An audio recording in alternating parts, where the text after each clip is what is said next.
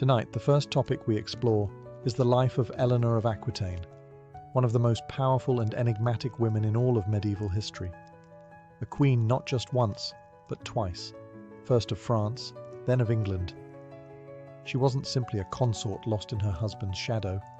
No, Eleanor ruled lands, led armies during the Crusades, and outwitted kings in velvet gloves. From political marriages to personal rebellion, from courtly love to civil war, Eleanor's legacy shaped Europe's royal houses for centuries. So before you get comfortable, as always, take a moment to like the video and subscribe to the channel, only if you enjoy our content. Let us know where you're watching from and what time it is for you. Sometimes our stories are too interesting, and we are working on some boring ones. It's time now to dim the lights, turn on a fan for some noise, and let's cover what we have for tonight. Together. Eleanor of Aquitaine entered the world around the year 1122 in a region that pulsed with culture, wealth, and ambition. She wasn't born into just any noble house. She was the daughter of William X, Duke of Aquitaine, a realm so vast it rivaled the power of the French crown itself. Her inheritance would one day stretch from the Loire River to the Pyrenees, making her the most sought-after bride in Christendom. But what truly set Eleanor apart wasn't just land, it was intellect. Raised in the glittering court of Poitiers, Eleanor was immersed in a world of poetry, philosophy, and politics. Unlike most girls of her era, she was rigorously educated. She read Latin, understood classical texts, and was well versed in music, law, and the strategic art of diplomacy. Her court would later be famed for inventing and spreading the ideals of chivalry and romantic love. But even as a teenager, Eleanor was more than charm and courtliness. She was being groomed to lead. Everything changed in 1137. Her father, while on pilgrimage to Santiago de Compostela, fell ill and died suddenly. Eleanor, just 15, became Duchess of Aquitaine, a title that gave her command over nearly a third of what we now call France. But as a young girl ruling one of Europe's richest territories, she couldn't remain unwed for long. Her guardians wasted no time. Within months, she was married to Louis, the heir to the French throne. It was a political match, engineered to bring Aquitaine under royal control. Days after the wedding, King Louis VI died, and Eleanor became Queen of France alongside her new husband, now Louis VII. But Eleanor was no passive queen. From the moment she arrived in Paris, her bold spirit clashed with the sombre court. Louis was devout, ascetic, and inexperienced. Eleanor was lively, ambitious, and unafraid to speak her mind. The tension between them was immediate, and only deepened over time. Even so, Eleanor had positioned herself at the heart of power. In a kingdom where queens were expected to bear heirs and remain silent, she was already setting the stage for something entirely different. A life that would upend tradition, challenge monarchs, and shape the future of Europe. In 1147, a monumental event shook Christendom, the launch of the Second Crusade. Cities in the East had fallen, and the Pope called upon the kings of Europe to take up the cross. Louis VII, devout and eager to prove himself, answered the call. But what shocked the continent wasn't his participation. It was that his queen, Eleanor of Aquitaine, would join him. This wasn't a symbolic journey. Eleanor brought with her hundreds of knights and vassals from Aquitaine, pledging them to the cause. And more unusually still, she personally led a group of noblewomen, dressed in armour, riding alongside the men. Chroniclers were aghast. They accused her of playing Amazon, of turning a holy war into a parade of vanity. But Eleanor was undeterred. The journey was grueling. The army marched through France, Germany, Hungary, and finally into the rocky terrain of Asia Minor. The blazing heat and treacherous mountains drained morale. Disease spread. Food ran short. Louis, always hesitant, proved a poor commander. The French army suffered devastating losses in Anatolia. It was a failure of leadership, and Eleanor wasn't afraid to say so. In Antioch, she sought refuge with her uncle, Raymond of Poitiers, a brilliant and charismatic prince who ruled the city. Here, Eleanor felt at ease. Some said too much. Whispers began, of late-night meetings, of an improper closeness. Rumours of an affair between Eleanor and Raymond spread like wildfire. Whether true or not, Louis believed them. Enraged, he forced Eleanor to leave Antioch against her will. Their marriage, already strained, now cracked beyond repair. Eleanor had expected to lead, to advise, even to strategize, but Louis had expected silence and obedience. As they returned from the failed crusade, the difference between them was no longer tolerable. They had one surviving daughter, but no male heir. Their personalities, values, and ambitions were worlds apart. Back in France, Eleanor began pushing for an annulment. It wasn't difficult to obtain. The church cited consanguinity, or blood relation, a common excuse. In 1152, their marriage was dissolved. She kept her lands, she kept her title, and within months she made a shocking move that would alter the fate of Europe. She married a young, ambitious duke named Henry of Anjou. That young duke would soon become King of England. When Eleanor of Aquitaine married Henry, Duke of Anjou, in 1152, just 8 weeks after her annulment from Louis VII, it was a scandal. Not only was it quick, it was strategic. Henry was 11 years her junior, bold, and already carving out a path to power. 2 years later, he ascended the English throne as King Henry II, and with him, Eleanor became Queen of England. This new union was not just romantic, it was geopolitical. By marrying Henry, Eleanor united her vast Aquitaine holdings with the English crown, creating an empire that stretched from Scotland to the Pyrenees. France was now surrounded by Angevin power, and Eleanor, at the centre, held lands even her new husband didn't control outright. Together, they were a formidable team, at least at first. Eleanor gave Henry 5 sons and 3 daughters, and she wielded real political authority, often ruling in his stead when he was away. She moved between English and French courts with grace and command, and her court in Poitiers became a beacon of art, poetry, and the ideals of chivalry.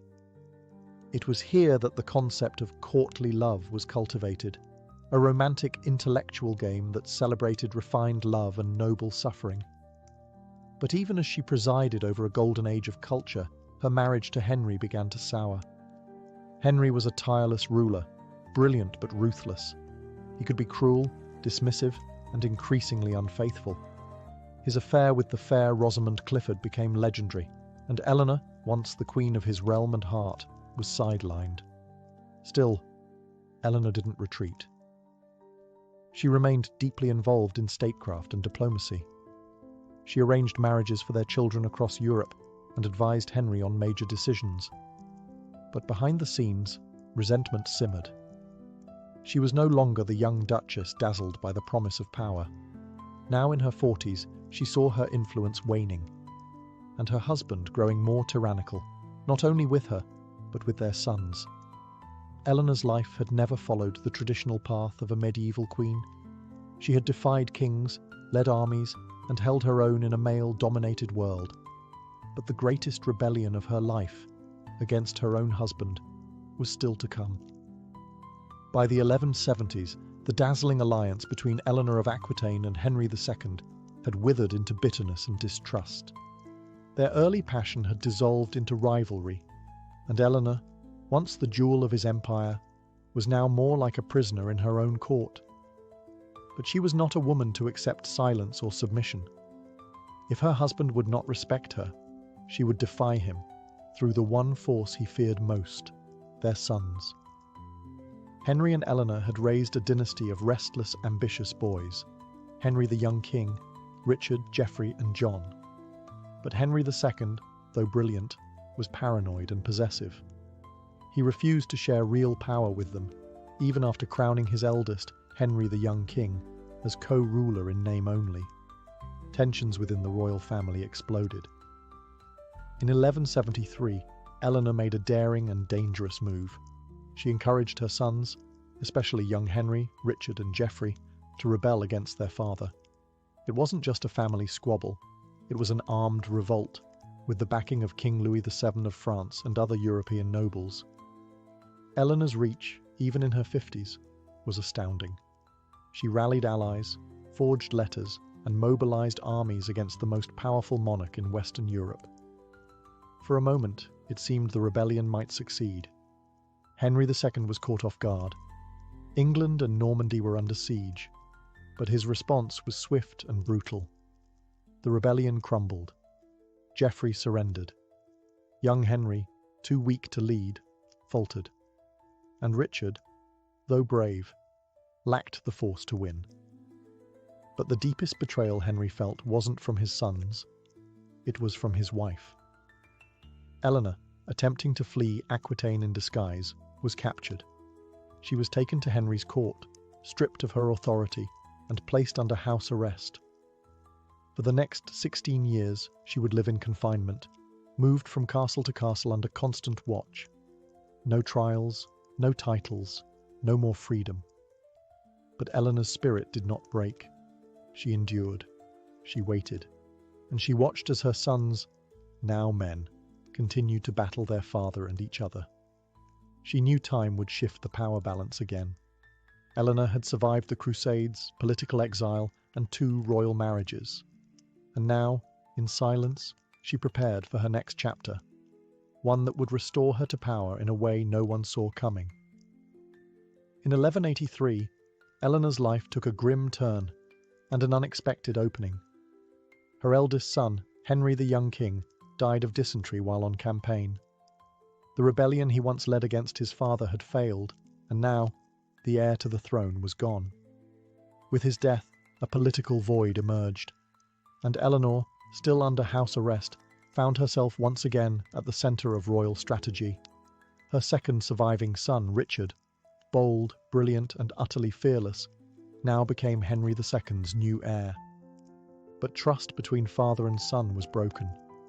Henry favoured his youngest son, John, hoping to divide lands between them and keep Richard in check. Richard, however, wanted full control of Aquitaine, his mother's lands, and his by right. Eleanor, despite her imprisonment, remained in contact with Richard.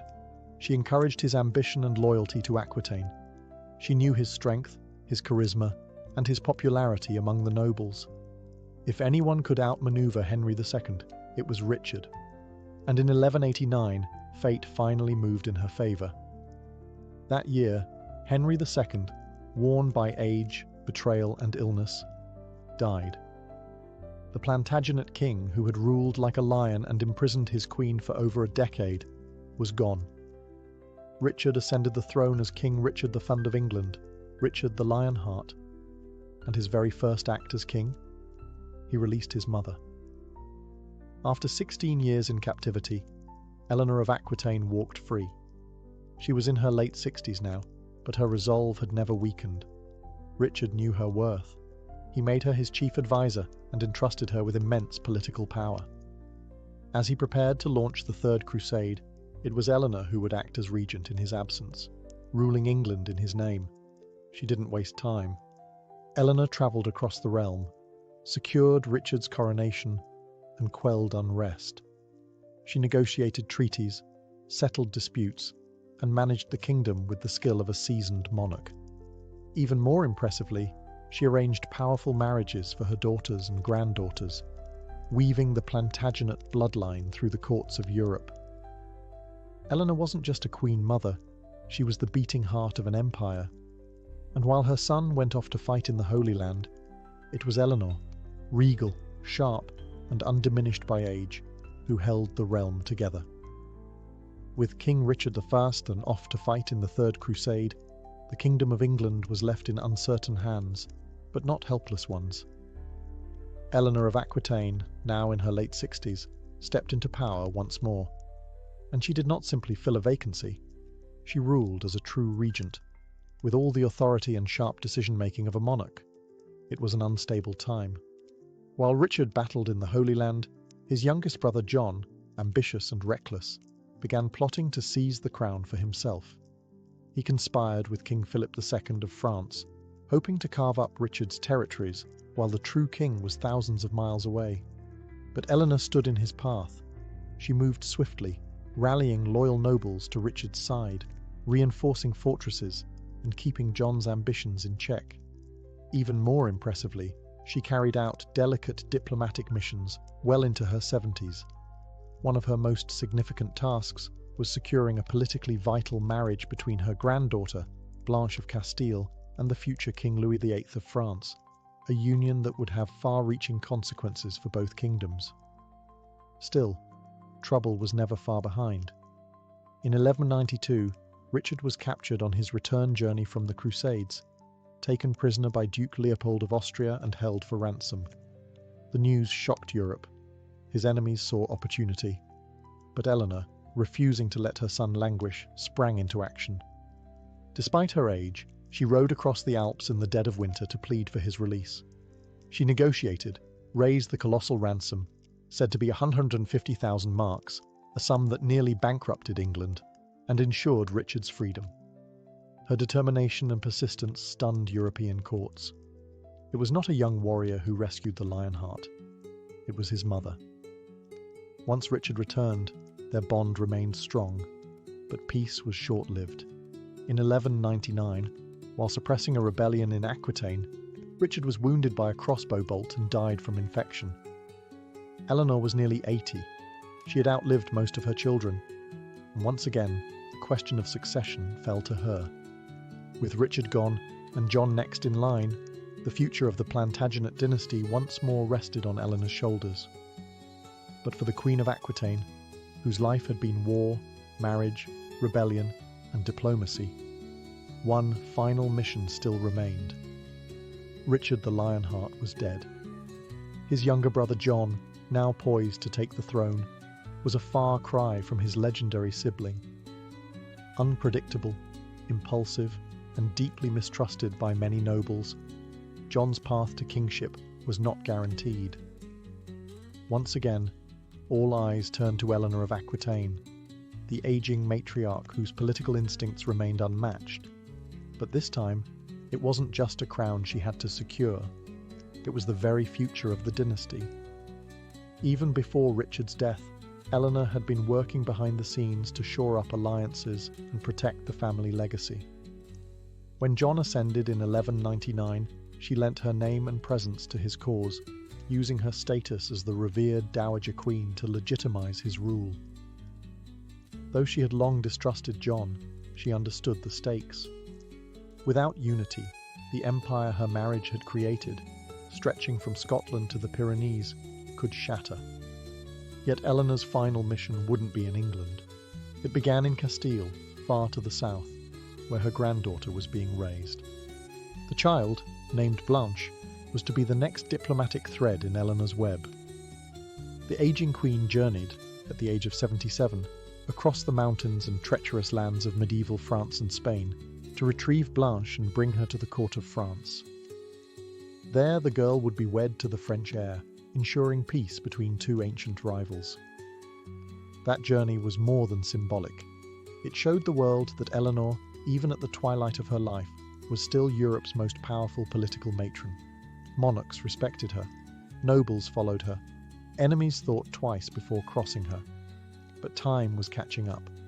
After securing Blanche's betrothal, Eleanor returned to Fontevraud Abbey in Anjou, a quiet religious retreat she had long favoured. She withdrew from politics, not because she was defeated, but because her final moves had been made. She had ruled alongside kings, given birth to 2 generations of monarchs, and shaped the course of Europe through ink, sword, and silk. In her last years, she took the habit of a nun. But no one mistook her for ordinary. Even in contemplation, Eleanor of Aquitaine remained a sovereign soul, one who had written her own legend in a world built to silence women. Eleanor of Aquitaine passed away on April 1st, 1204, at the age of roughly 82. Her death marked the end of an era, not just of a queen, but of a woman who had shaped the destinies of 2 kingdoms and 3 generations of rulers. Few in medieval history had lived so long, and fewer still had lived with such influence, intensity, and independence. She died at Fontevraud Abbey, the same quiet monastery in the Loire Valley where she had spent her final years. But this was no cloistered nun in obscurity. Even in retreat, Eleanor remained a symbol. Kings and ambassadors still sought her counsel. Nobles paid homage. Her name carried weight not just in England and France, but across the courts of Europe. She was the widow of two kings, Louis VII of France and Henry II of England. She was the mother of Richard the Lionheart and King John. She had been Duchess, Queen, Prisoner, Regent and Diplomat, and she had worn each title like armour. Her burial was no less symbolic. She was laid to rest beside Henry II and Richard I at Fontevraud Abbey, the powerful men who had defined her life and whom she had outlasted. A statue atop her tomb shows her not with a sceptre or crown, but with a book, a quiet testament to her intellect, her education, and her lifelong love of learning. Even in death, Eleanor refused to be remembered as simply a queen. She was a thinker, a ruler, a matriarch, and above all, her own woman. Across Europe, the reaction to her death was one of awe and reverence. Chroniclers, even those who had once criticized her, now praised her wisdom, her strength, her grace. She had been controversial, yes, bold in her loves, unflinching in her politics, but never forgotten, never ignored. Eleanor's legacy is not just in the castles she ruled or the kings she crowned. It is in the very idea that a woman, in a world built for men, could claim her place, not by permission, but by sheer force of will. She did not ask for power. She embodied it, and in the tapestry of medieval Europe, her thread runs long, golden, and unbroken. Eleanor of Aquitaine's legacy is not confined to stone tombs or faded scrolls. It lives on in the very shape of Europe, in the lineage of monarchs, and in the evolving idea of female power. She was a woman centuries ahead of her time, and her influence didn't end with her death. In fact, in many ways, it began to crystallize only after she was gone. Through her children and grandchildren, Eleanor's bloodline spread across the thrones of Europe. Her daughter Eleanor of England became Queen of Castile. Her granddaughter Blanche of Castile, the one she personally escorted to France, would become the mother of Louis IX, the future Saint Louis. And of course, her sons Richard and John left legacies of their own, though often marked by war, controversy, and legend. But beyond royal bloodlines, Eleanor reshaped the idea of what a queen could be. Before her, queens were often silent partners, pawns of dynastic marriage. Eleanor broke that mould. She was a landowner in her own right, a political strategist, a commander of troops, and at times, the effective ruler of an empire. Her courts in Aquitaine helped birth the concept of courtly love, a cultural movement that transformed medieval literature, music, and values. Her patronage encouraged poetry and philosophy in a time dominated by warfare and dogma. And perhaps most remarkably, she achieved all this in an age when women were expected to be submissive, silent, and invisible. Eleanor didn't just defy the rules, she rewrote them. She dared to lead armies on crusade, challenge her husband's authority, raise rebellious sons, and act as regent over a volatile kingdom. She was imprisoned for her defiance, but not broken. And when the world doubted her, she endured, waited, and returned to power with grace and fire. Today, historians see Eleanor not as an anomaly, but as a turning point, a symbol of medieval female agency that stood firm amid male-dominated monarchies. She wasn't perfect. She could be ruthless, politically calculating, and at times self-serving, but she was never irrelevant, never a shadow. She was a queen who ruled through intellect, charisma, and endurance, a mother who shaped kings, a duchess who defined empires. Eleanor of Aquitaine didn't just live through history, she made it. Centuries before the Mona Lisa smiled at tourists beneath soft museum lights, the Louvre was something else entirely. A fortress of stone and silence, built for defense, not display. Around the year 1190, King Philip II of France, anxious about English threats from the west, ordered the construction of a powerful stronghold along the Seine's edge. At that time, Paris was far smaller, and the western frontier of the city needed protection. What rose from the riverbank was not a palace or gallery, but a fortress, thick, grim, and impenetrable. This early Louvre was anchored by a massive circular keep, a tower 30 meters tall, surrounded by high curtain walls, watchtowers, and a broad, dry moat. It wasn't meant to be beautiful. It was practical. Cold stone, arrow slits, iron-reinforced gates. Beneath the fortress, secret tunnels and storage chambers were carved into the ground. Corridors meant for moving supplies, hiding troops, or escaping under siege. These tunnels, some historians believe, may still lie buried beneath modern Paris. For centuries, this fortress loomed over the Seine like a sleeping beast, quietly guarding the kingdom. But over time, its purpose began to fade. Paris expanded beyond its original walls. The city grew safer, and kings, no longer needing a garrison in the capital, began to look at the fortress differently. By the 1500s, it was considered outdated, militarily useless, but full of potential. Renaissance kings with visions of grandeur no longer wanted thick battlements. They wanted halls, galleries, gardens. The Louvre, though rough and ancient, stood in the right place, by the river, in the heart of Paris, close to power. It was time to reinvent it. The transformation wouldn't happen overnight. The old fortress was slowly dismantled, reshaped, and incorporated into new royal plans. But the bones of that original medieval beast never fully disappeared.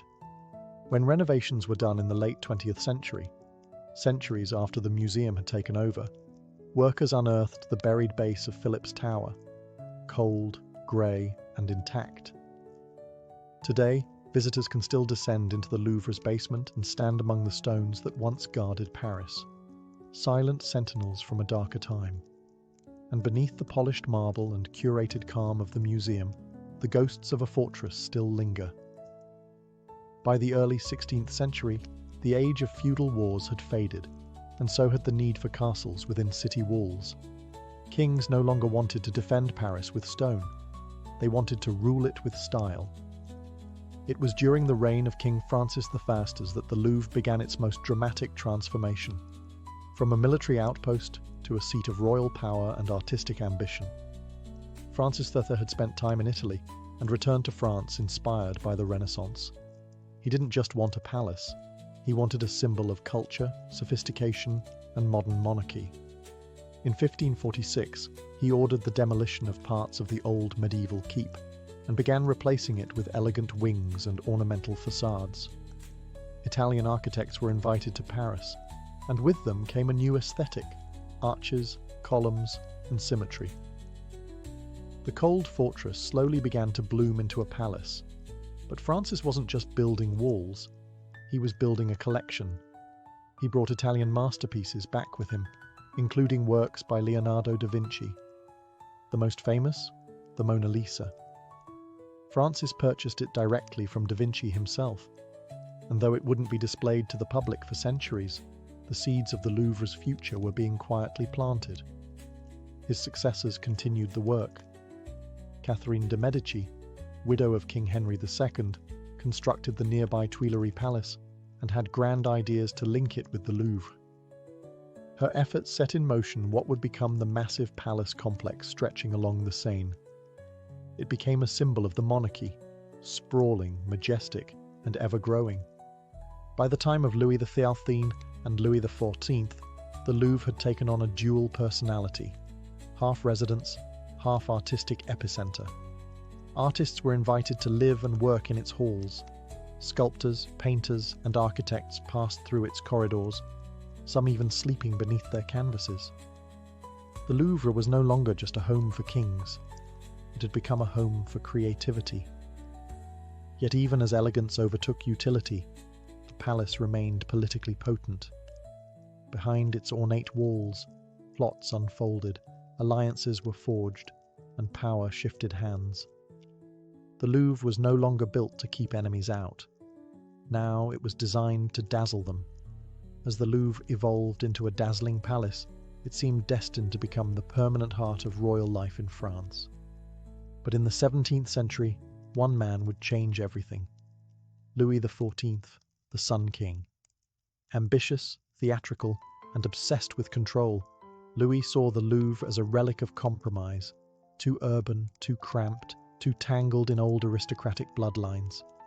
He wanted something grander, purer, and wholly his own. And so, in 1682, Louis XIV moved the royal court to Versailles. The shift was monumental. With that single decision, the Louvre's role as the centre of royal power ended. Its once glorious halls, lined with tapestries and filled with courtiers, were suddenly quiet. The king was gone. The nobility followed. And the Louvre, left behind in the capital, began to lose its lustre. But it didn't fall into decay. Instead, something unexpected happened. It began to open up. Without the constant presence of royalty, the Louvre became a haven for artists and intellectuals. Louis XIV, though absent, had a soft spot for the arts. He allowed the Royal Academy of Painting and Sculpture to take up residence in the building. Studios and workshops filled the vacant rooms. Painters and sculptors worked beside philosophers and mathematicians. The Louvre transformed into a living laboratory of French creativity. During this period, the Louvre's identity became more fluid.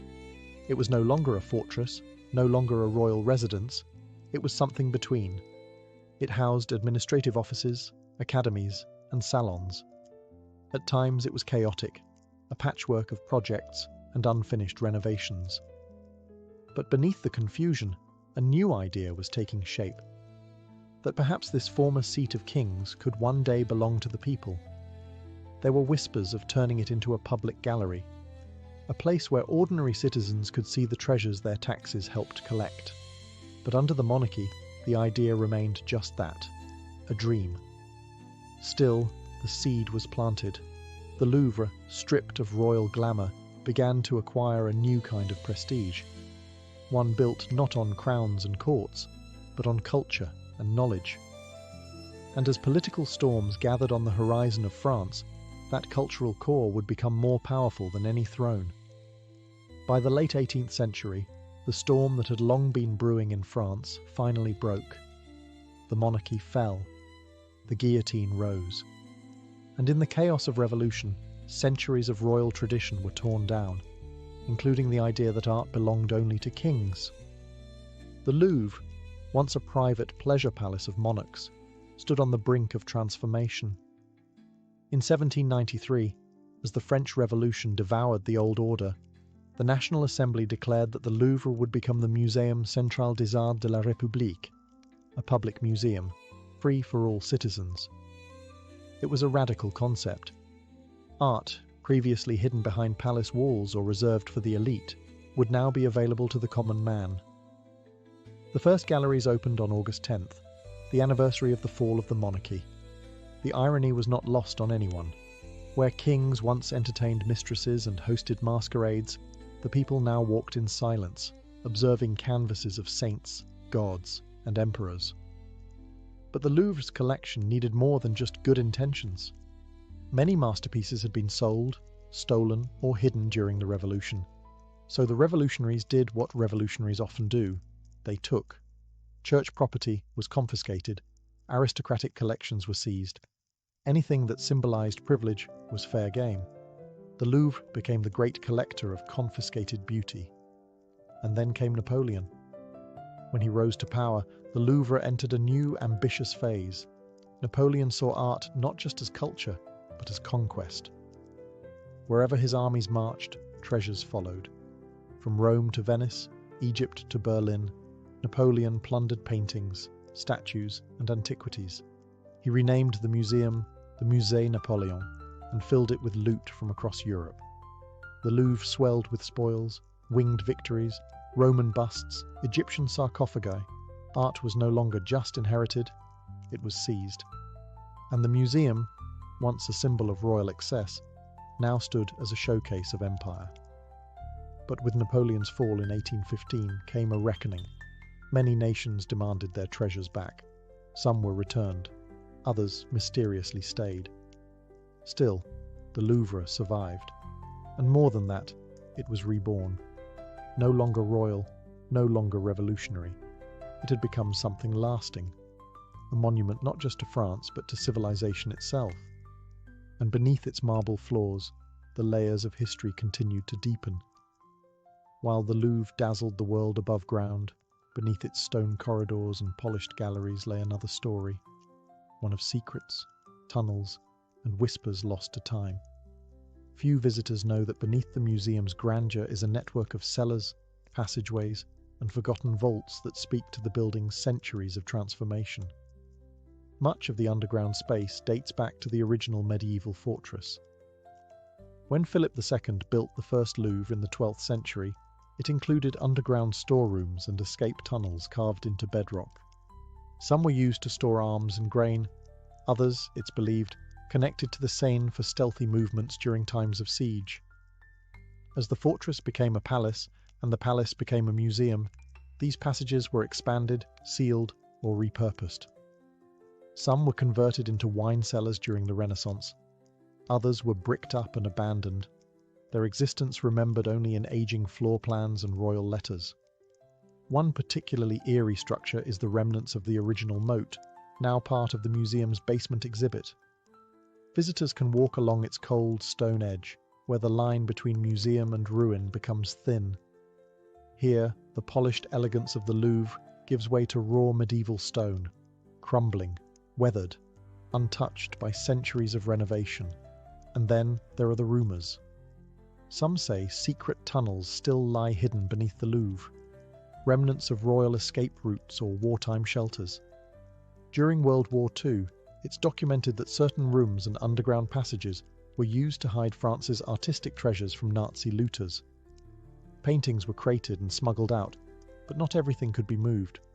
Some relics were buried deep in the Louvre's belly, surrounded by stone, guarded by curators who knew every inch of the underground map.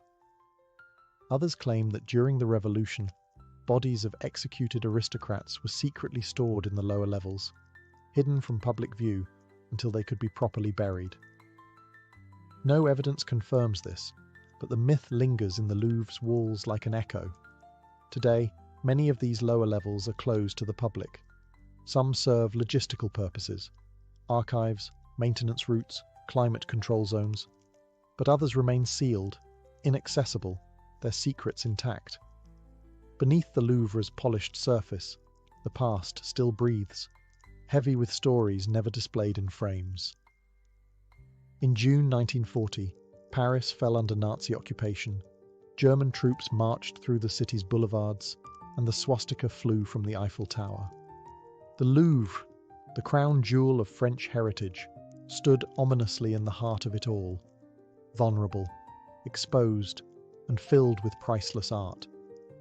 What happened behind its grand doors during those dark years remains one of the most intense and covert chapters in the museum's long history. But the Louvre was not caught off guard. Even before the Germans entered the city, French curators and art historians had begun executing a secret evacuation plan. Thousands of works, including the Mona Lisa, the Venus de Milo, and the Winged Victory of Samothrace, were quietly removed, crated in custom-built boxes, and shipped to castles, abbeys, and rural estates throughout France. Convoys of trucks, disguised and escorted, carried away the nation's soul under the cover of night. It was the largest museum evacuation ever attempted. By the time Nazi officers arrived to inspect the Louvre, the galleries were eerily empty. What remained were decoy paintings, empty frames, and a skeleton staff. The Nazis, furious but impressed by the scale of the operation, repurposed the building for their own use. Some rooms were used as offices for the Kunstschutz, the Nazi division tasked with cataloguing and controlling Europe's cultural property. Meanwhile, the hidden masterpieces were constantly moved across the French countryside to evade detection. Museum staff risked their lives to preserve what they called the treasure. Some of them joined the resistance. Others faked documents, forged shipping orders, or misled collaborators. The Louvre, though silenced, was not passive. It became part of a cultural battlefield. By 1944, as the Allies approached, the Nazis began retreating and looting. French resistance members worked tirelessly to protect the hidden collections from being taken. When Paris was finally liberated in August, the museum's defenders emerged from the shadows, and the Louvre slowly began reclaiming its treasures. One by one, the great works returned to their home.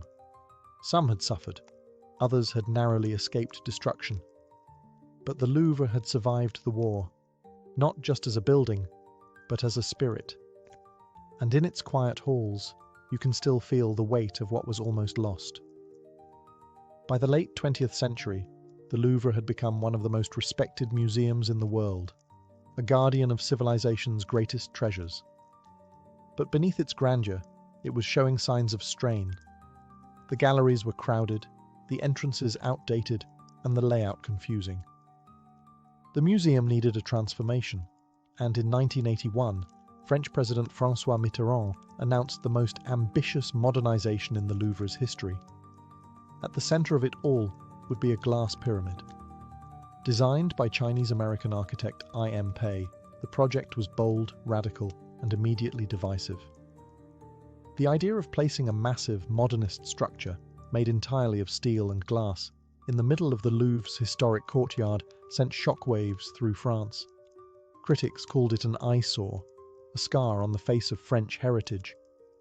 One newspaper infamously described it as a monstrosity that would defile the spirit of Paris. But Pei remained calm. He believed that the pyramid, with its geometric precision and transparency, would complement the classical beauty of the Louvre, not compete with it. And more importantly, it would serve a practical purpose. It would act as a grand central entrance, unifying the various wings of the sprawling complex. Construction began in 1984, and for years, the Louvre was a construction zone, full of scaffolding, noise, and controversy. Parisians grumbled, tourists were baffled, the press debated endlessly. But when the pyramid was finally unveiled in 1989, something unexpected happened. People began to change their minds.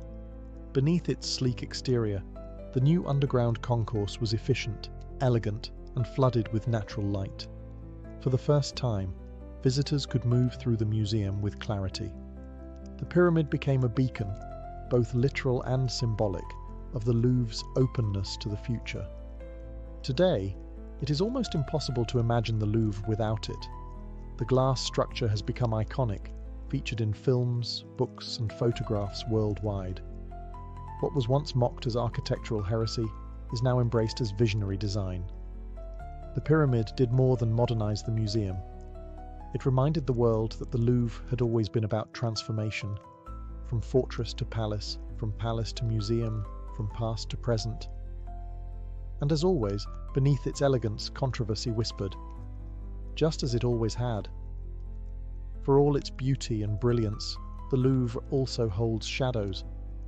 Stories of stolen treasures, missing masterpieces, and mysteries that have never been solved. As the museum grew in size and prestige, so did its collection. But not all of its pieces arrived by honest means. Some of the museum's earliest acquisitions came through seizure. During the French Revolution, artworks were taken from churches and aristocratic estates. During Napoleon's campaigns, the plundering became systematic. His armies swept through Europe and North Africa, stripping palaces and temples of statues, sarcophagi, and paintings. Many of these items were proudly displayed in the Louvre, renamed the Musée Napoléon, as trophies of empire. Though some were returned after his fall, others remained. Today, debates continue over the rightful ownership of many of the museum's most prized pieces. Greece has long demanded the return of certain antiquities. Egypt, too, has pressed for the repatriation of statues taken during colonial excavations. The Louvre's Egyptian collection, one of the largest outside of Cairo, remains a source of pride and quiet controversy. But theft didn't stop in the 19th century. In 1911, the Louvre experienced its most infamous heist. The Mona Lisa, yes, that Mona Lisa, vanished from the wall. At first, no one noticed. The painting had been modestly displayed, and when it disappeared, museum staff assumed it had been taken for cleaning. It wasn't until the next day that panic set in. The investigation was chaotic, Even Picasso was brought in for questioning. But the real thief was Vincenzo Peruggia, an Italian handyman who believed the painting should be returned to Italy. He had hidden inside the museum overnight, slipped the painting under his coat, and walked out the next morning. It took 2 years to recover the painting, which was found in Florence. There have been other losses too, some small, some devastating. A royal crown disappeared during the 19th century. A priceless Egyptian stele was damaged in transport. Some artworks taken during Nazi occupation were never returned to their rightful owners. The Louvre, like all great institutions, carries the weight of its past, glorious and flawed. For every masterpiece on its walls, there is a trail of hands, choices, and consequences.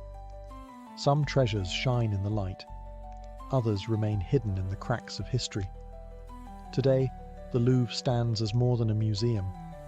It is a living organism, constantly evolving, shaped by centuries of ambition, conquest, revolution, and reinvention. Over 10 million visitors pass through its doors each year, wandering through over 650,000 square feet of galleries, peering at faces frozen in oil, marble, and time. But the Louvre's magic is not just in its masterpieces. It's in the weight of its past, the layering of eras beneath its floors and behind its walls. Every step through the museum is a journey through overlapping centuries, where medieval stone corridors lie just below neoclassical facades, and digital screens share space with ancient relics.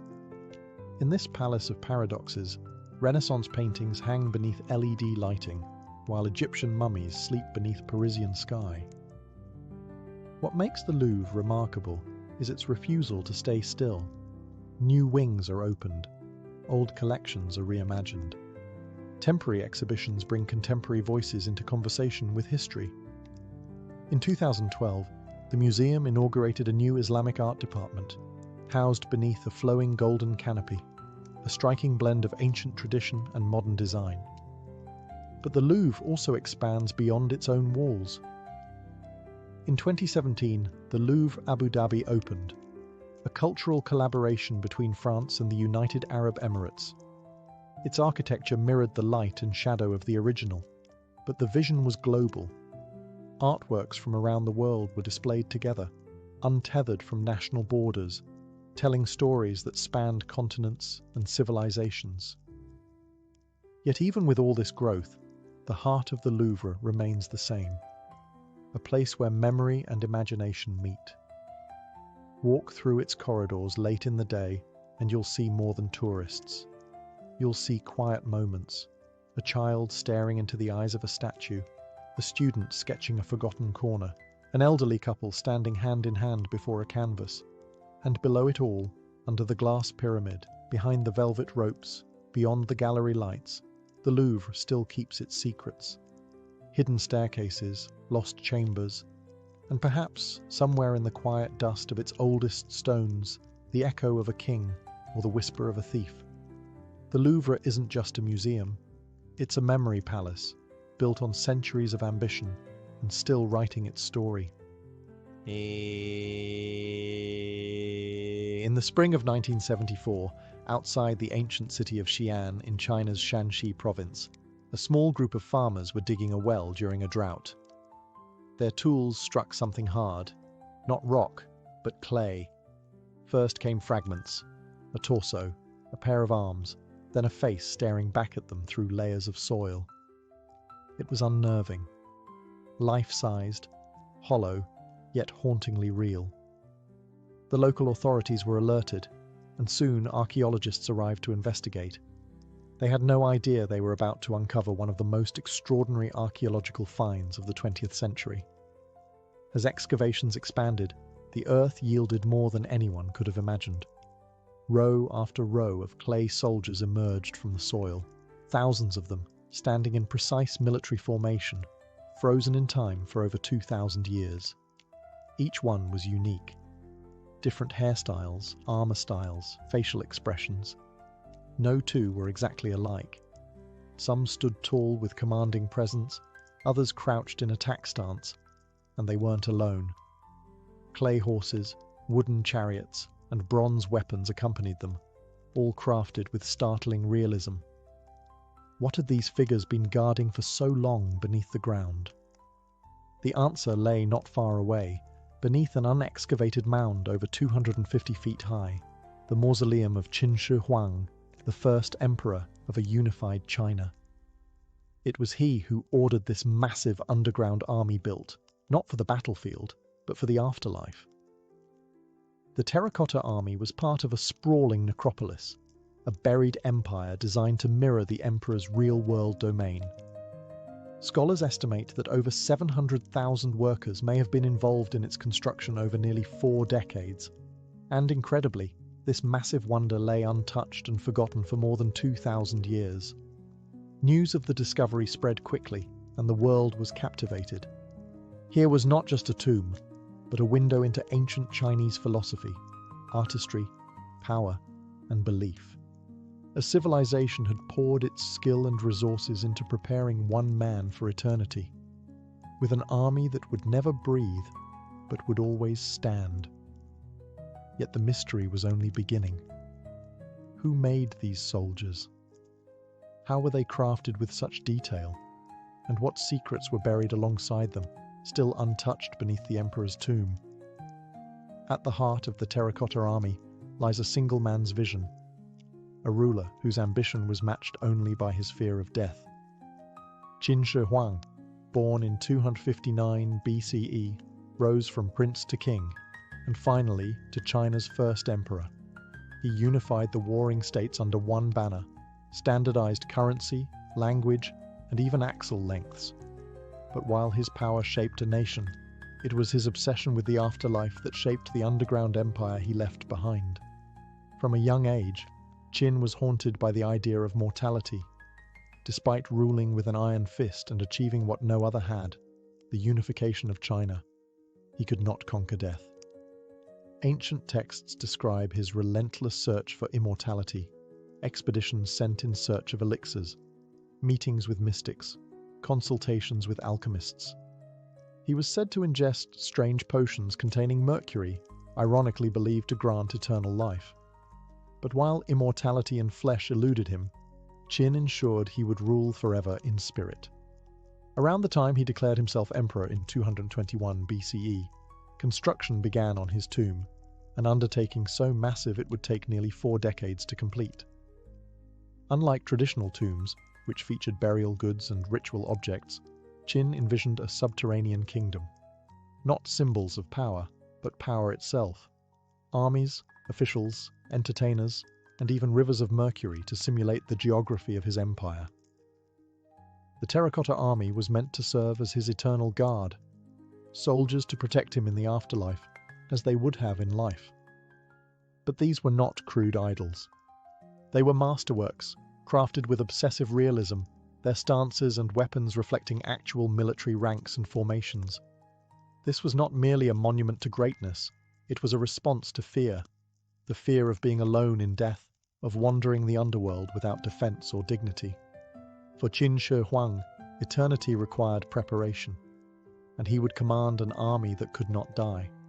Ironically, the emperor's quest for eternal life may have hastened his death. The mercury-laced elixirs he took likely poisoned him. He died in 210 BCE at just 49 years old, still searching for the secret to escape time. But in a strange way, he succeeded. His body perished, but his army still stands.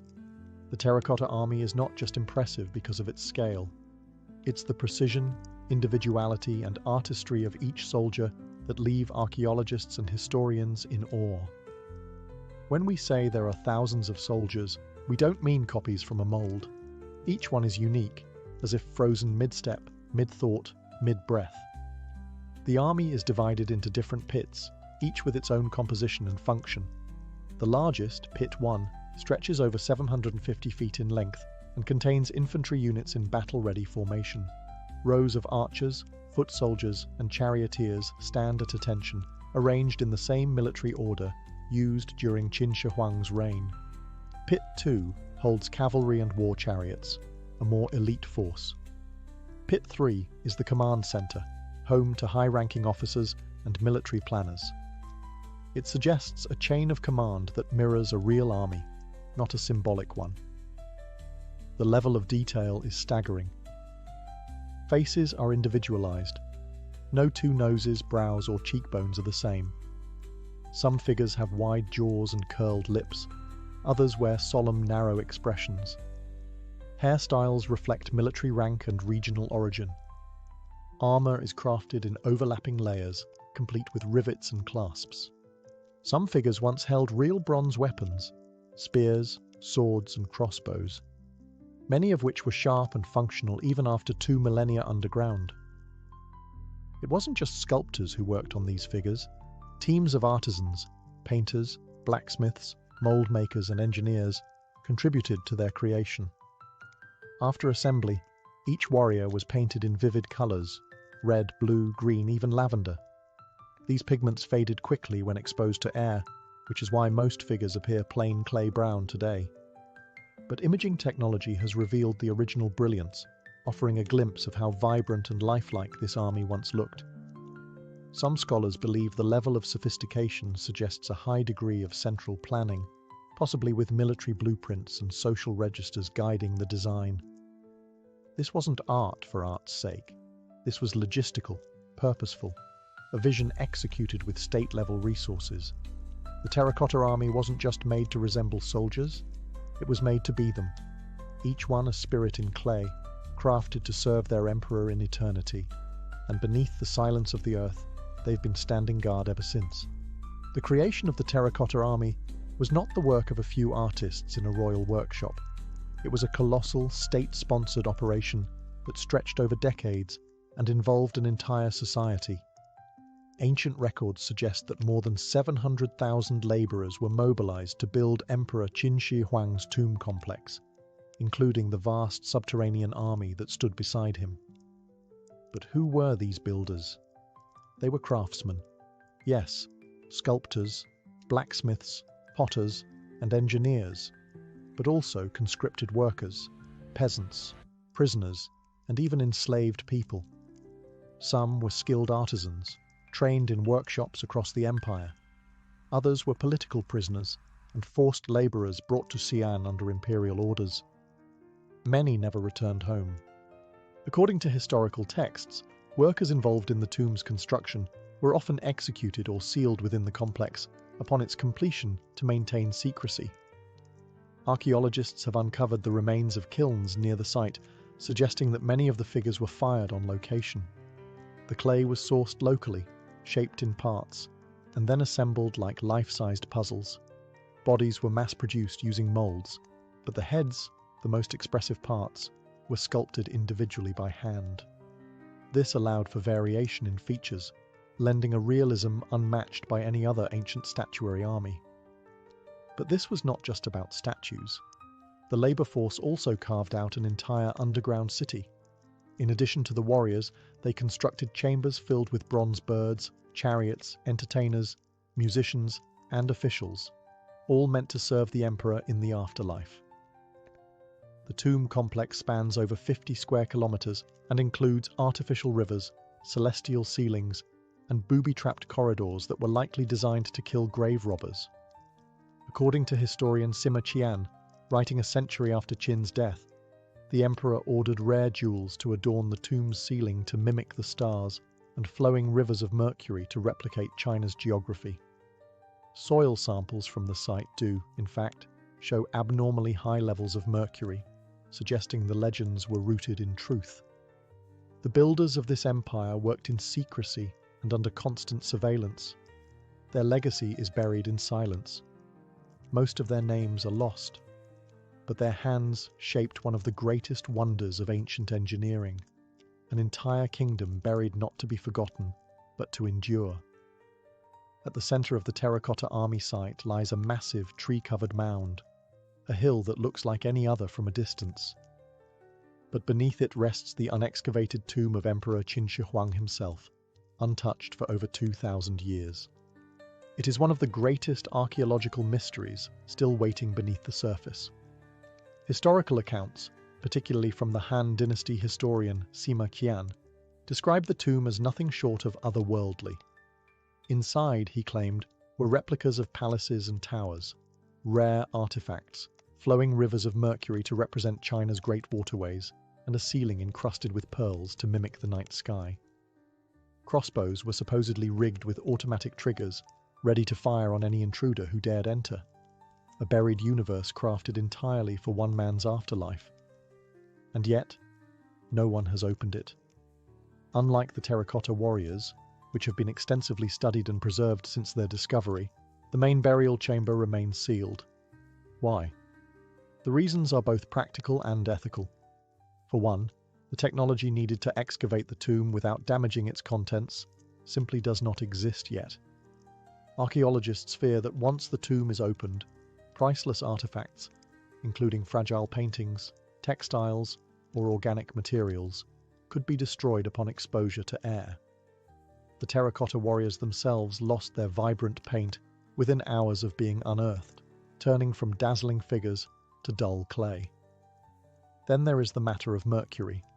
Soil tests around the mound show elevated levels of mercury, lending credibility to the ancient texts. If true, the tomb may pose serious environmental and health risks. Some speculate that it's not only hazardous to excavate, but also deliberately engineered to deter grave robbers, with traps and toxic fumes waiting in the dark. Culturally, there is reverence to consider. In traditional Chinese beliefs, disturbing the dead, especially an emperor, is a serious matter. Many argue that the tomb should remain untouched, unless it can be entered with absolute respect and preservation. And so, it waits. Beneath that quiet hill lies a secret that no one has seen in over 2,000 years.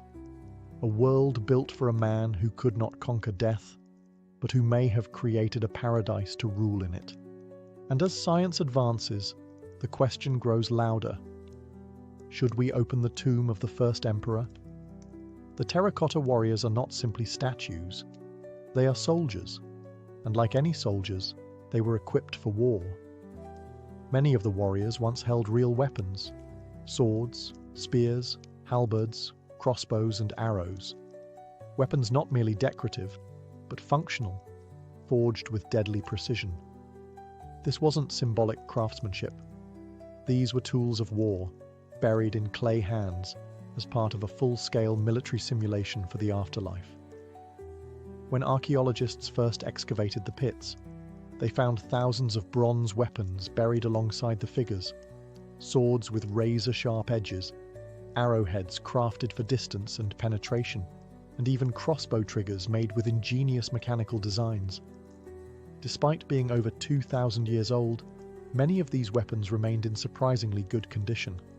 Some blades were still sharp, their bronze alloy so advanced that it resisted corrosion for millennia. How did they do it? Recent studies revealed that the ancient Chinese blacksmiths coated many of the weapons with a thin layer of chromium oxide, a technique that essentially prevented rust.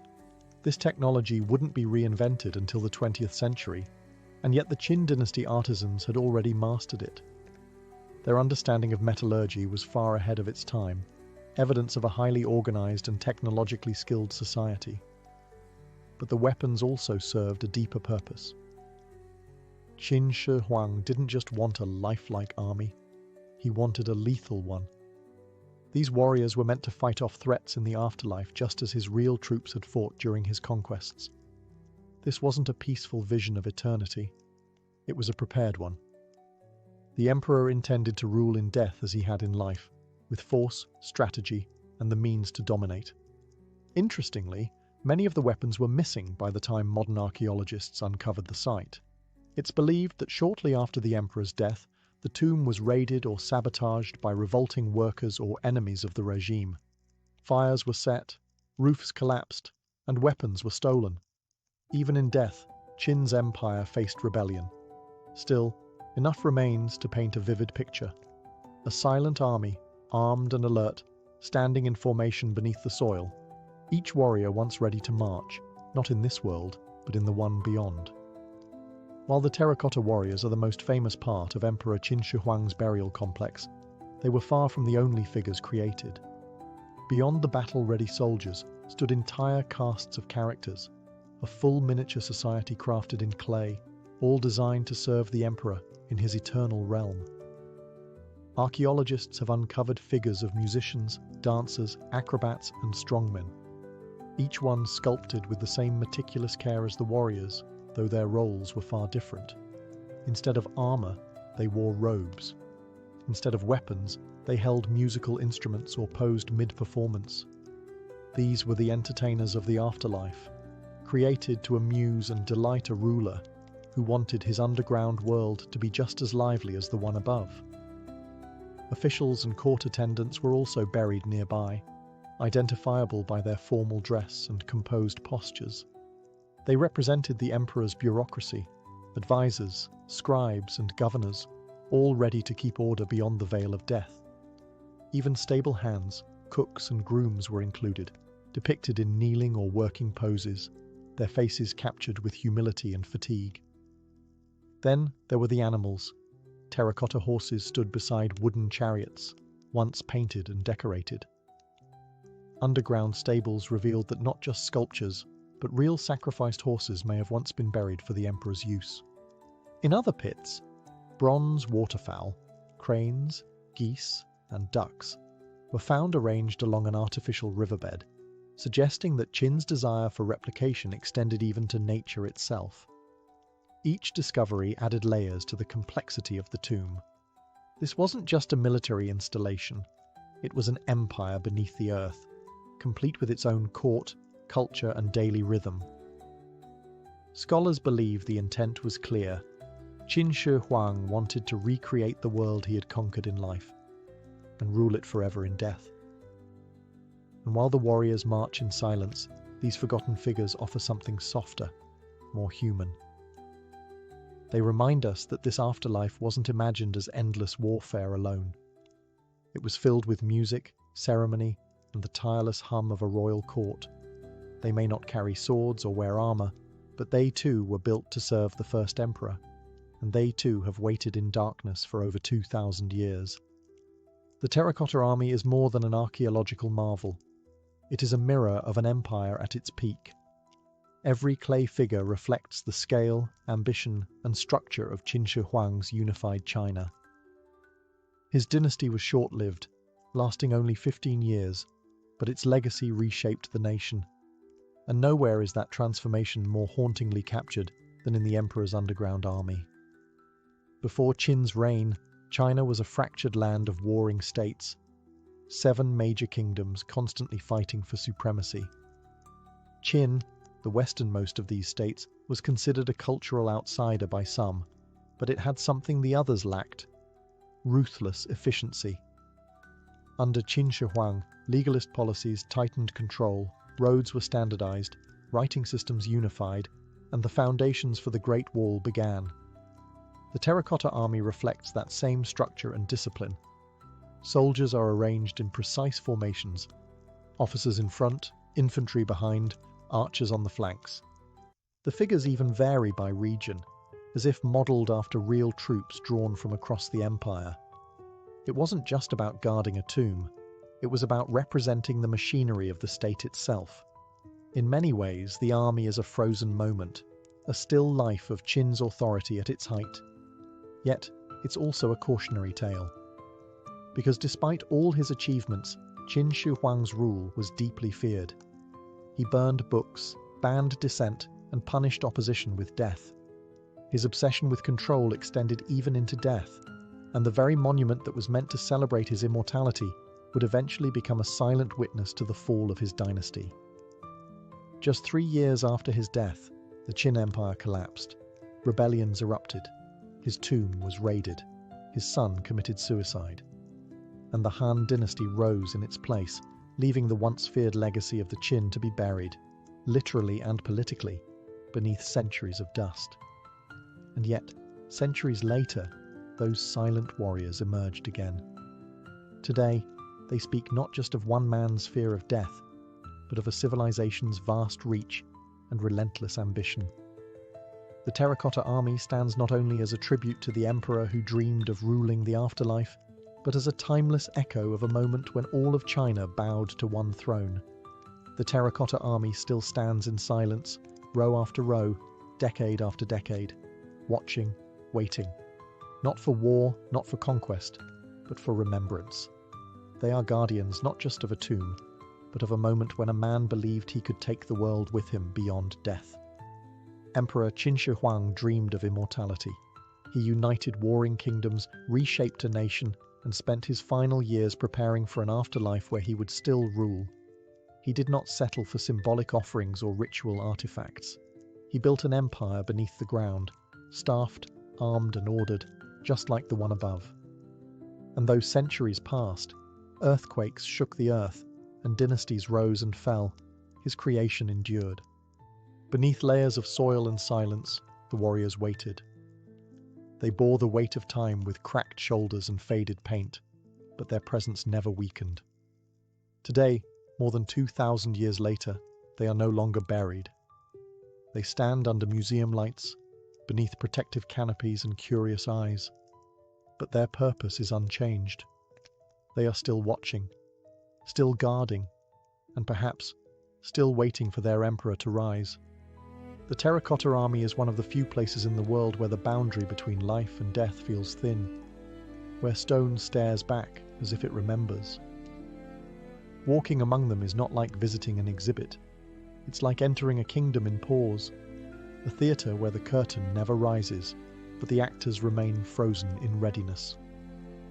Archaeologists continue to uncover new figures, new chambers, new secrets. Each layer reveals more of the emperor's vision and more of his fear. Because, for all his power, Qin Shi Huang could not defeat death. But in building something meant to last forever, he created a legacy that transcended time. The terracotta warriors were not meant to be seen. But now that they belong to the world, not just as relics of ancient China, but as reminders of what it means to dream of eternity. They stand not in battle, but in witness to the man who tried to take it all with him. And in a way, perhaps, he did. More. Long before scripts were written or stages constructed, the origins of theatre in ancient Greece began in the soil of religion. It wasn't born as entertainment, but as ritual, a sacred offering to the gods, and most of all, to Dionysus, the god of wine, fertility, and ecstatic transformation. To understand theatre's beginning, you must picture hillsides, open skies, and communities gathered not for spectacle, but for communion. In the earliest days, people didn't watch performances, they participated in them. Rural festivals held in Dionysus's honor featured drinking, dancing, music, and ecstatic celebration. But at the heart of these gatherings were the dithyrambs, wild, passionate choral hymns sung by groups of 50 men or boys. These were no tame songs. The singers moved in unison, chanting, swaying, invoking the presence of the god. It was a ritual meant to transport, to unite mortals with the divine through rhythm, voice, and movement. Over time, these dithyrambic performances grew more structured. The chants began to incorporate storytelling elements, tales of Dionysus' birth, his wanderings, his suffering, and his joy. As the narratives became more complex, one performer began to step out from the chorus. This solo voice would engage in dialogue with the chorus, creating tension, emotion, and the earliest form of dramatic exchange. This innovation is often credited to Thespis of Icaria, a 6th century BCE performer who is said to be the first person to step away from the chorus and assume the role of an individual character. In doing so, Thespis transformed ritual into drama. He didn't just sing about a god, he became the god, or the hero, or the mortal in conflict. From this moment, theatre began to emerge from the mist of religious tradition into something distinct, a performed story with characters, emotion, and conflict. But in its earliest form, Greek theatre remained inseparable from worship. The stage was a sacred space. The audience was not merely entertained. They were participants in a collective act of reverence, catharsis, and transformation. Theatre, in its infancy, was not an art form for fame. It was a mirror held up to the divine, a place where gods spoke through human voices and mortals danced on the edge of mystery. By the 6th century BCE, Athens had begun to grow from a modest city-state into a cultural force, and at the center of its artistic explosion stood the city Dionysia, a festival that would become the cradle of Western drama. Held each spring in honor of Dionysus Eleutherius, this festival blended devotion and spectacle. It lasted several days, and during that time, Athens transformed. Streets filled with music, wine flowed freely, and the city paused its usual business. Citizens, foreigners, politicians, and commoners all took part.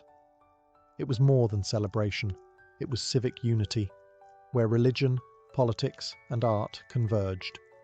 Central to the Dionysia was the theatrical competition. Tragedians would submit tetralogies, 3 tragedies and 1 satyr play, to be performed in front of a jury. The performances were not casual affairs. They were staged in massive open-air theatres, carved into hillsides, with thousands in attendance. The playwrights competed for prestige, but also to honour the god. Winning at Dionysia wasn't just about fame, it was a divine offering. The performances began at dawn and lasted all day. Each trilogy explored themes of human suffering, divine justice, fate, and morality. The audience, seated in a semicircular arrangement, watched actors in elaborate masks and robes perform tales of gods, kings, and doomed heroes. These stories were familiar, drawn from myth, but they were told with intensity, designed to move the soul. The chorus remained a vital presence, providing narration, commentary, and emotional resonance. Between scenes, they sang and danced, helping the audience interpret the unfolding drama. Music, movement, and dialogue wove together into something more than a play. It was a sacred experience, a ritual of collective catharsis. Even the state supported these events. The wealthy were required to sponsor productions as a civic duty, and tickets were subsidized so that even the poor could attend. This wasn't just art, it was democracy in motion. The city Dionysia transformed performance into an institution. It gave structure to the chaos of ritual and turned storytelling into a public mirror, one that reflected human weakness, divine wrath, and moral struggle. And through this sacred competition, theatre was born. Out of song and ceremony came something darker, deeper, and more enduring: tragedy. The word itself, tragoedia, means goat song, likely tied to ancient rituals where a goat was sacrificed to Dionysus. But by the 5th century BCE, tragedy had evolved into the cornerstone of Athenian theatre, a genre unlike anything the world had seen. Greek tragedy wasn't just a sad story, it was a spiritual dissection, a journey into fate, guilt, honour, and the terrifying uncertainty of divine will. At its heart was a tragic hero, a figure often of noble birth, who struggled against forces greater than himself. He might be a king, a warrior, or even a god-touched mortal, but always he would fall, brought down by a flaw, a decision, or an encounter with the inevitable. What made tragedy powerful wasn't just the fall itself, but the tension between human choice and cosmic fate. These plays forced audiences to ask, are we free or are we doomed? Is suffering random or deserved?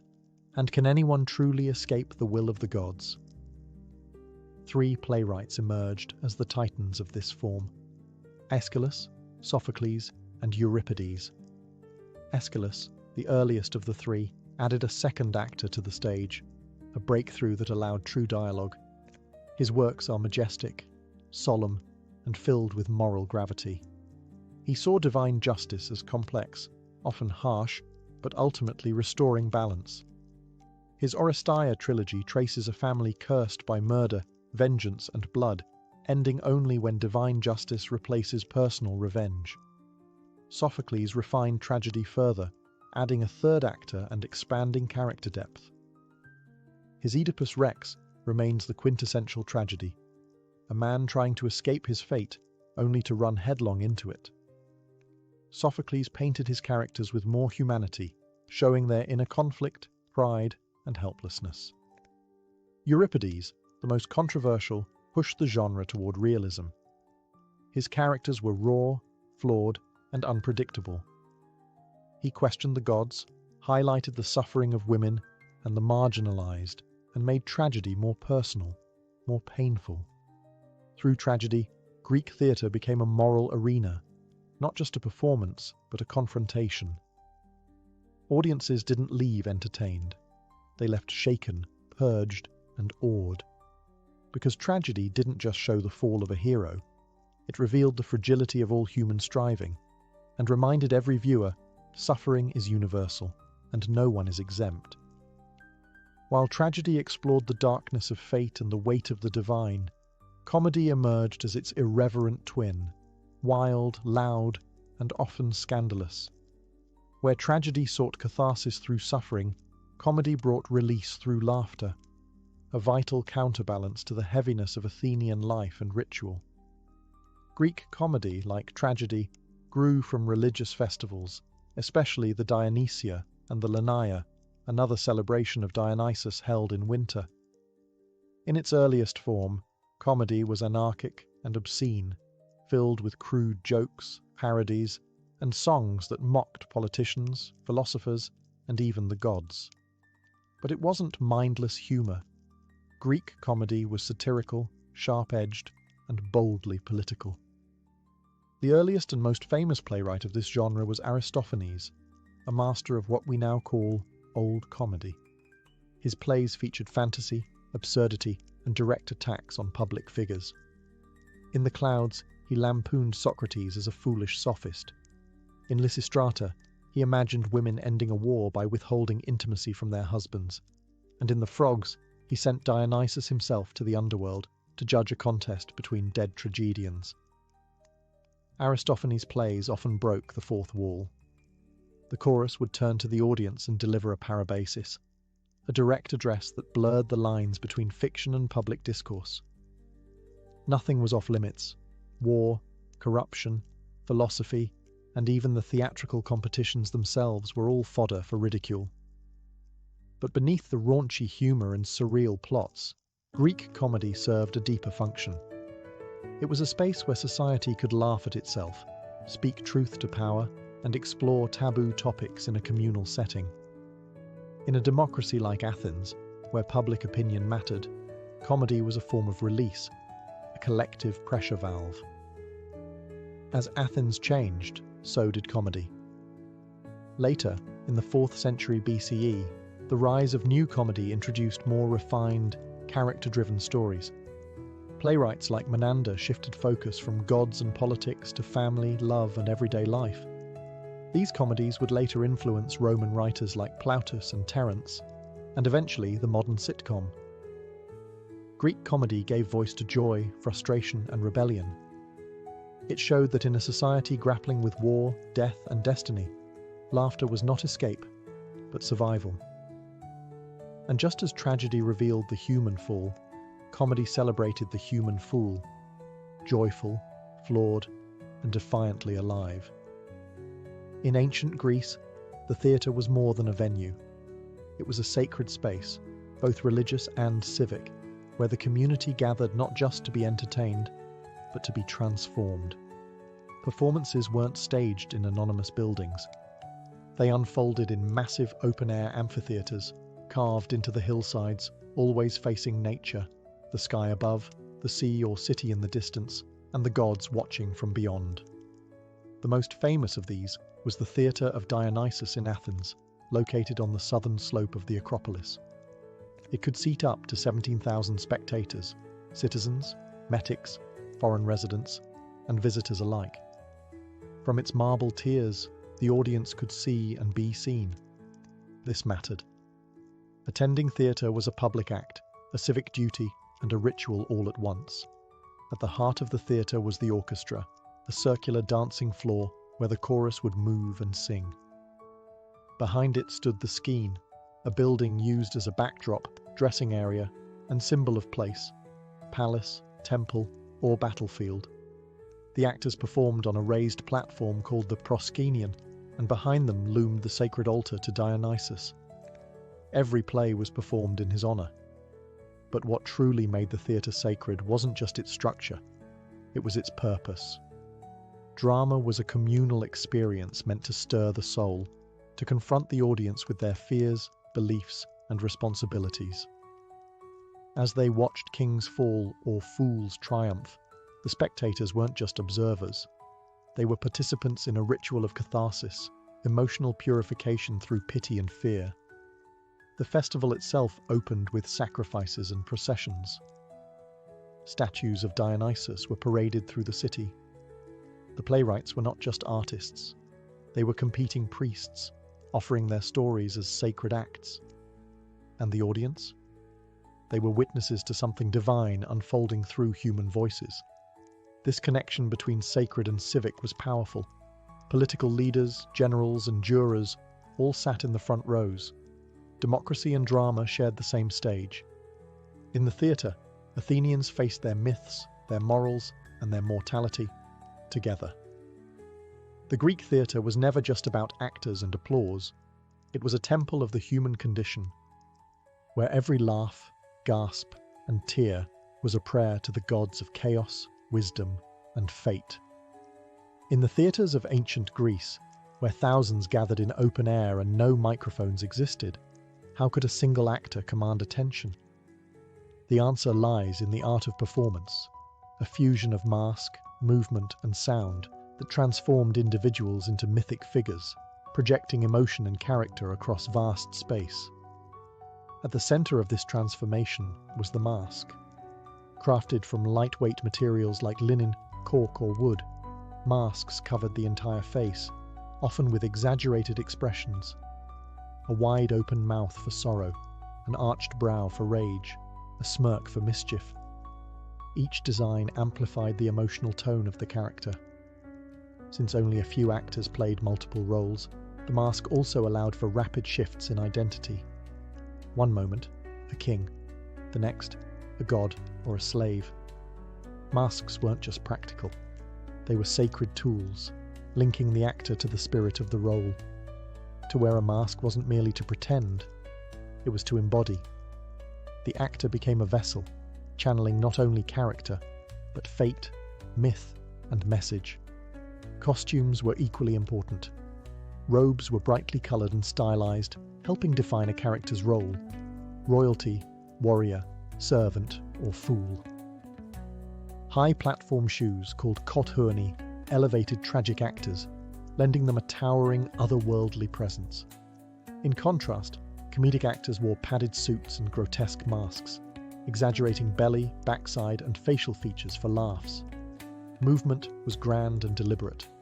Without close-ups or spoken nuance, actors used sweeping gestures and choreographed steps to express emotion. Every pose mattered. Every turn carried weight. And then, there was sound. The chorus, positioned in the orchestra, sang and chanted in unison, creating a rhythmic, almost hypnotic layer of storytelling.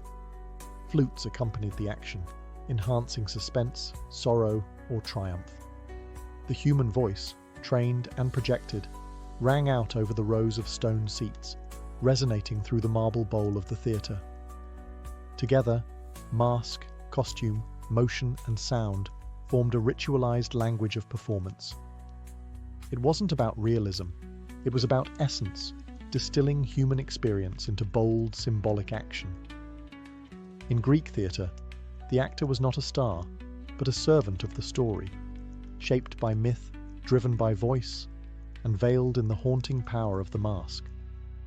In the heart of every ancient Greek drama stood the chorus, a group that was neither lead actor nor passive audience, but something in between. They did not simply watch the story unfold. They sang it, danced it, questioned it, and mourned it. The chorus was the soul of the performance, a bridge between mortals and gods, stage and spectators. Traditionally composed of 12 to 15 men in tragedy and up to 24 in comedy, the chorus performed in the orchestra, the circular dancing floor at the base of the stage. Their movements were carefully choreographed, and their songs, known as odes or stasima, were set to the tones of the aulos, a double-reeded flute that gave the music its distinct haunting resonance. But what did the chorus do? They offered commentary on the action, posed moral questions, and voiced the thoughts that the characters themselves could not say. If the hero made a fatal choice, the chorus might whisper doubt. If a god intervened, the chorus interpreted its meaning. They echoed the audience's own reactions: fear, pity, outrage, wonder, but with poetry and rhythm that elevated the response into something nearly divine. Sometimes, the chorus acted as a kind of collective conscience. In Oedipus Rex, they beg the king to listen to reason, sensing doom before it falls. In Antigone, they struggle to choose between law and justice. In the Bacchae, they represent the ecstatic followers of Dionysus, joyful, dangerous, and devoted. Their function wasn't always solemn. In comedy, the chorus could be loud, rude, and wildly inappropriate. They might interrupt the action, mock the audience, or even deliver a parabasis, a direct address to the crowd, often expressing the playwright's own views on politics, art, or society. What made the chorus powerful wasn't just what they said, but how they said it, in unified movement and voice. They were a living metaphor, the many speaking as one, reflecting not just personal opinion, but collective identity. In a world where fate and the gods ruled all, the chorus reminded every theatregoer of their place in the grand design, as witness, as questioner, and as voice for the voiceless. In Athens, the birthplace of both theatre and democracy, drama was not just an art form, it was a civic institution. The theatre was where the city came together, not only to witness myths and legends, but to confront itself, its values, its fears, its failures. It was a space where storytelling and citizenship intertwined. The annual festivals, especially the city Dionysia, were funded and attended by the state. Wealthy citizens were appointed as chourgoi, responsible for financing productions as a form of public service. The best plays were selected by magistrates, performed in front of thousands, and judged by a panel of citizen jurors. The process was formal, competitive, and deeply Athenian. Why was this important? Because the stories on stage were never just about ancient heroes or faraway gods. They were reflections of the present, moral and political allegories that held a mirror up to the city itself. When Sophocles staged Antigone, he wasn't just telling a myth about a stubborn king. He was asking his fellow Athenians, when does the law serve justice, and when does it become tyranny? When Euripides wrote about war-torn women in the Trojan Women, he was echoing the recent devastation of Athens' own military campaigns. Even comedy got political. Aristophanes lampooned leaders, questioned wars, and ridiculed philosophers. Audiences laughed, but the questions lingered. Who are we following? What are we becoming? Attendance at the theatre was not passive. Citizens were expected to go, reflect, and engage. Tickets were often subsidized by the state, so even the poorest Athenians could attend. The belief was clear: a healthy democracy requires a thoughtful public, and theatre helped cultivate that thought. Plays did more than entertain. They educated, provoked, united, and challenged. They turned myth into message and stage into statecraft. Every gasp, every cheer, every silence carried civic weight. In a city built on public voice, the theatre was its echo chamber, a place where freedom of thought could dance with divine myth, and where every citizen sat not just as spectator, but as participant in the moral life of the polis. Though the golden age of Greek theatre faded with the fall of classical Athens, its legacy never disappeared. What began as ritual and evolved into tragedy and comedy would echo across millennia, shaping the very foundation of Western storytelling. After the Peloponnesian War and the rise of Macedon, Athenian theatre declined in political power, but remained a cultural force. Hellenistic playwrights, like Menander, shifted the focus from gods and fate to everyday life, romantic entanglements, mistaken identities, and domestic struggles. These new comedies would later influence Roman dramatists, such as Plautus and Terence, whose plays laid the groundwork for Renaissance and modern farce. Roman theatre absorbed much from the Greeks, their structure, their characters, even their language. but the deeper influence ran through time. When Shakespeare wrote of tragic heroes brought down by their flaws, or when Molière mocked society through biting wit, the spirit of Sophocles and Aristophanes was alive again. Even today, echoes of ancient Greek drama are everywhere. The three-act structure, so common in modern storytelling, mirrors the progression of Greek tragedy. The very idea of catharsis, introduced by Aristotle, remains at the heart of powerful narrative. That deep emotional release we feel when a story reflects our own struggles and contradictions. The architecture of modern theatres, the use of masks in performance art, and even the concept of the chorus in musicals all trace their roots to those open-air amphitheatres carved into the hills of ancient Greece. But perhaps the greatest legacy is not found in structure, but in purpose. Greek theatre asked questions we are still asking. What is justice? What is fate? What does it mean to be human in a world ruled by forces beyond our control?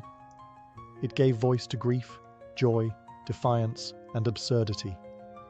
It reminded citizens that power must answer to truth, and that laughter could be as revolutionary as rage. What began as songs to a god of wine and ecstasy became a timeless art form, one that continues to illuminate our lives, not with easy answers, but with stories that dare to ask the hardest questions. The stage may have changed, the voices may be new, but the drama, the conflict, the wonder, that is eternal.